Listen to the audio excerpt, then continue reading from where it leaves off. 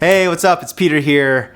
If you clicked on this, then you're probably interested in going on your own 10-day Vipassana meditation retreat. For me, it was one of the hardest things I've done in the last decade, but also one of the most rewarding. Today, I'm going to give you 7 tips that I wish I knew before I went on the retreat so you can get all the benefits and learnings from your retreat experience. Now, this is a piece of advice that I got before I went in that helped a lot is don't go in with expectations of being enlightened, of having unlimited focus, of finding your deepest life purpose.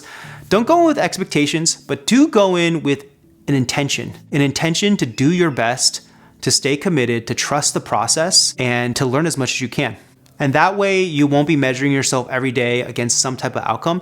You'll just be focused on giving your full effort every moment.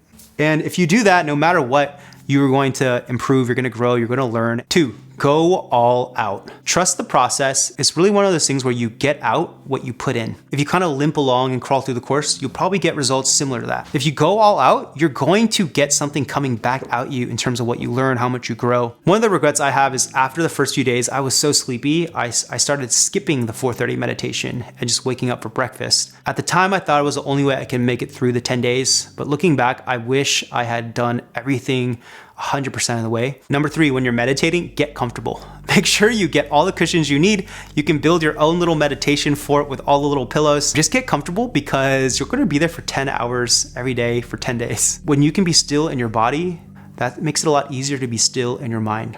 So whatever you can do to get comfortable, do it. Corollary to that is to exercise your body. Take advantage of the breaks and go on walks. Go chill out in nature, do a little bit of yoga to just stretch your body so that you can sit for longer. To get into one of these courses, ideally 6 to 12 months out, you're checking the site and you're getting on the wait list for your course near your area that you want to do it in. It took me about 2 years of checking to finally find a time where I could get in, and that also worked with my schedule. 5, take the initiative and talk to people after the course ends because there's this concentration of really interesting people and they're very like-minded. It's really cool to just open up your perspective. 6, the day the course ends, just open up your journal because you're not able to write the whole time, and just journal all your feelings, what you did, how you felt every day, what you learned. I did it a little bit, but I wish I had done more of that to really document and harvest all the learnings I got from the experience. And 7, think long-term. Most people say that you'll feel the effects of the course maybe a few days, weeks, maybe even like a few months out. But the only way to keep those benefits of managing your stress